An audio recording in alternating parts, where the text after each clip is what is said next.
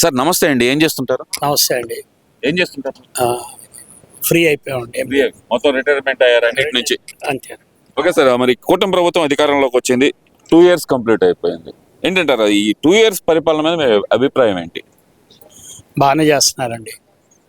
అంటే ఏ విషయంలో నచ్చింది మీకు అసలు ప్రధాన?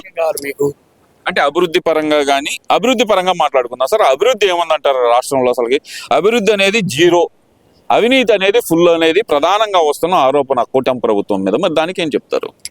వాళ్ళు పబ్లిసిటీ చేస్తున్నారు. అవినీతి అనేది ఏమన్నా చూపించగలిగారా? ఏం లేదు. అభివృద్ధి అనేది క్లియర్ కనపడుతుంది మనకి. ప్లస్ జనంలో ఒక రకమైన అంతకుముందు గవర్నమెంట్లో ఉన్న భయం అనేది పబ్లిక్ పీపుల్లో లేదు. రిలాక్స్గా, హ్యాపీగా, చక్కగా బతుకుతున్నారు. ఒక గవర్నమెంట్ని చూసి భయపడే పరిస్థితుల్లో ప్రజలు ఉన్నారంటారా? ఎందుకంటే ప్రజలే కదా డిసైడింగ్ ఫ్యాక్టర్ అనేది. భయపడ్డారండి, అలా భయపెట్టారు. దేనికంటారు? వాళ్ళ పాలసీస్, వాళ్ళ విధానాలు భయపడ్డారు. అది ఏది ముట్టుకుంటే ఏమైద్ది, ఎవరితో పెట్టుకుంటే ఏమైద్ది, ఇలాంటి భయాందోళనలో ఉన్న గవర్నమెంట్ 19 to 24. ఇప్పుడు ఎలా ఉందంటారు? ప్రశ్నించే గొంతుకులను అనగదొక్కుతుంది ఈ కూటమి ప్రభుత్వం అంటున్నారు కదా. మరి ఎంత షోయింగ్ అండి. 1 ఎక్కడైనా స్టేట్ మొత్తం మీద జరుగుతాయి. ఎంత పిచ్చ షోయింగ్. ఎవడో ఒకటి రాకుండా ఉంటాడు. వాళ్ళ గవర్నమెంట్లో వస్తారు, వాళ్ళు అనగదొక్కారు. ఎవరు ప్రశ్నించే గొంతు ఎవడండి? ఓ రౌడీ షీటర్ ఉన్నాడు, వాడు సచ్చాడు, వాడి కోసం ఏందండి గోల అని బలకరించడం ఏంది ఇవన్నీ? దానివల్ల వాళ్ళకున్న ఒక పార్టీకి ఉన్న ఇమేజ్ మొత్తం డ్యామేజ్ అవుద్ది. అది నేను ఉద్దేశం. క్రెడిబిలిటీ అనేది పోతుందంటారు పార్టీ మీద 100%. అంటే ఇక్కడ ఇంకో విషయానికి వస్తే అభివృద్ధి గురించి మాట్లాడదాం అంటున్నాను కాబట్టి, అమరావతి అనేది అభివృద్ధి చెందటం లేదు, దాంట్లో దోపిడీ జరుగుతుంది అనేది ప్రధానంగా వస్తున్న ఆరోపణ. మరి దానికి ఏం చెప్తారు? 5 ఏళ్ల నుంచి పీక్కుంటున్నాడు కదా దోపిడీ అని. ఒక్కడ చూపించాడా? ఏం సొల్లు మాటలు తప్ప ఏం లేవు. వాళ్ళు బాగా చేస్తున్నారు, అది పక్క. అమరావతి అనేది క్యాపిటల్. అమరావతి పేరులోనే ఒక రకమైన పవర్ ఉందండి. పవర్ మామూలు పవర్ కాదు. ఆ పేరు టైటిల్లోనే పవర్ ఉంది. అంటే ఇండియాలో ఉండే ప్రతి రాష్ట్రం పేర్ల కన్నా అమరావతి నెంబర్ 1. స్టార్టింగ్ ఏలో కూడా చూసుకున్న అమరావతి నెంబర్ 1. అక్షరం మొదలుపెట్టింది number 1. Amaravati is number 1. Okay, Amaravati is number 1 అంటున్నారు. అమరావతి కరప్షన్లో నెంబర్ 1 అవుతుంది, దోపిడీలో నెంబర్ 1 అవుతుంది. సచివాలయ టవర్ల పేరు చెప్పి 1000 కోట్లు దోపిడీ చేస్తున్నారు అంటున్నారు కదా. మరి ఇది జనరల్గా వర్క్ బిగిన్ అయిన తర్వాత, సెంట్రల్ గవర్నమెంట్ శాంక్షన్ అయిన తర్వాత, వర్క్ బిగిన్ అయిన తర్వాత ఎవడి వ్యవహారం వాడిది. కష్టపడి పని చేసుకుంటున్నారు, కాంట్రాక్ట్లు వస్తున్నాయి. వాళ్ళు మరి 10 రూపాయలు ఇన్వెస్ట్మెంట్ చేసో రూపాయి మిగులుద్దని చూస్తారు. దోపిడీ అనేది అయితే ఏం లేదు, ఎవరి పని వాళ్ళు చేసుకుంటున్నారు. ఓకే సార్, ఇక్కడ విషయానికి వస్తే అభివృద్ధి గురించి మాట్లాడారు. రాష్ట్రంలో ముఖ్యంగా రోడ్లు కానీ మిగతాయి కానీ అసలు ఏం లేవు, అధ్వానంగా మారిపోతున్నాయి ఈ ప్రభుత్వం వచ్చిన తర్వాత అంటున్నారు కదా. మరి అవునండి, 19 నుంచి 24 వరకు అధ్వానంగానే ఉంటాయి. 24 నుంచి ఎక్కడ రోడ్లు బాగాలేదని ఏం లేదండి. డెవలప్మెంట్ అప్పుడు కొంత బాగు చేస్తున్నప్పుడు కొంచెం మనకు కూడా ఇబ్బందికరంగా ఉంటుంది కానీ తప్ప, ఇంకొక 5-6 నెలలు పోతే నెంబర్ 1గా ఉంటాయి. డెవలప్మెంట్, రోడ్స్,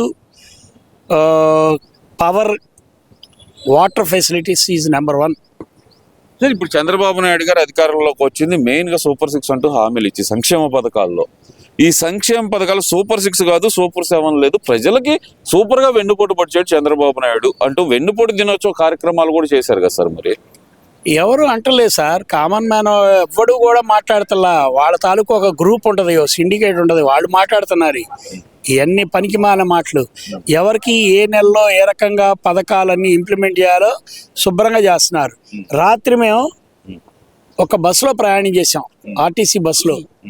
మేము బీదర్ నుంచి వస్తూ, బీదర్లో అంటే కర్ణాటక, అక్కడి నుంచి వస్తూ ఆర్టీసీ బస్సులో ప్రయాణం చేస్తే ఉన్న ఆడవాళ్ళు ఎంత హ్యాపీగా ఫీల్ అయ్యారంటే అంత హ్యాపీగా ఫీల్ అయ్యారు.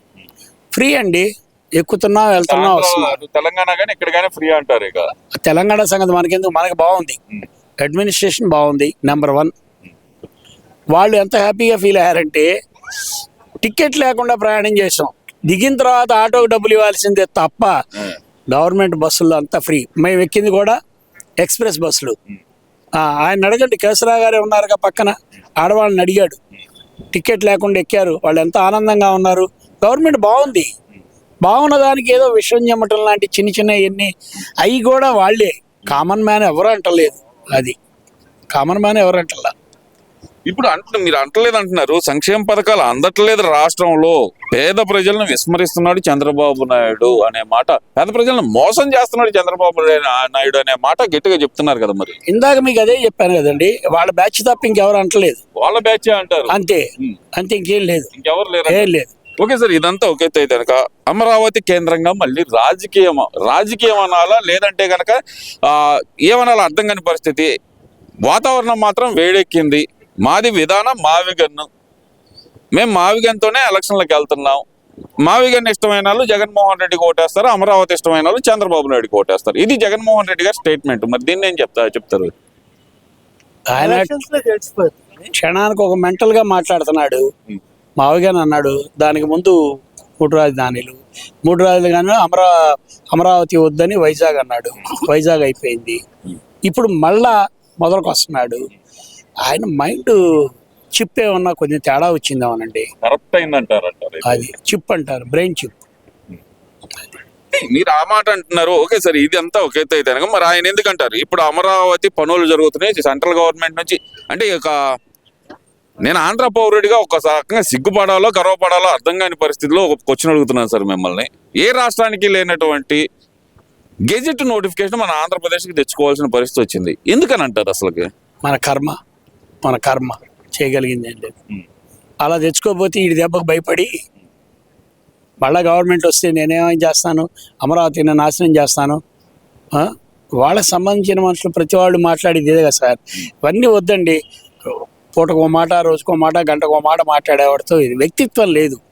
అది రౌడీయిజం, గూండాయిజం తత్వం అనేది ఇంకా పోతే ఆ ఉన్న సీట్లు కూడా రావు.